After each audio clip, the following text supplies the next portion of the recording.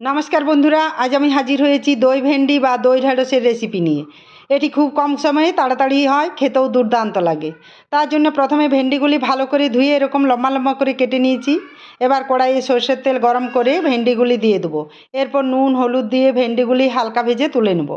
ওই তেলে ফোড়নে দিয়ে দেবো গোটা জিরে, শুকনো লঙ্কা। এবার একটি বড় সাইজের পেঁয়াজ কুচি দিয়ে দেবো। পেঁয়াজ ব্রাউন করে ভাজা হয়ে এলে দিয়ে দেবো দুটো বড় সাইজের টমেটো কুচি। এরপর 1 চামচ আদা রসুন বাটা দিয়ে নাড়াচাড়া করে মিশিয়ে নেব। এদিকে আমি 100 গ্রাম টক দই নিয়েছি। এবার ওই টক দইয়ের উপর 1 চামচ জিরের গুঁড়ো, 1 চামচ ধনের গুঁড়ো, 1 চামচ হলুদ গুঁড়ো, হাফ চামচ গরম মশলা, 1 চামচ লঙ্কা গুঁড়ো, স্বাদ মতো লবণ দিয়ে সব কিছু ভালো করে মিশিয়ে নিব। এরপর ওই মেশানো দইটি দিয়ে দেবো। এভাবে 4 থেকে 5 মিনিট কষাতে থাকবো যতক্ষণ না মশলা থেকে তেল ছেড়ে আসছে। মশলা থেকে তেল ছেড়ে এসেছে, এবার ভেন্ডিগুলি দিয়ে একটু কষিয়ে সামান্য জল দিয়ে দেবো। ঝোল ফুটলেই নামিয়ে নেব। তৈরি হয়ে গেল দই ভেন্ডির রেসিপি।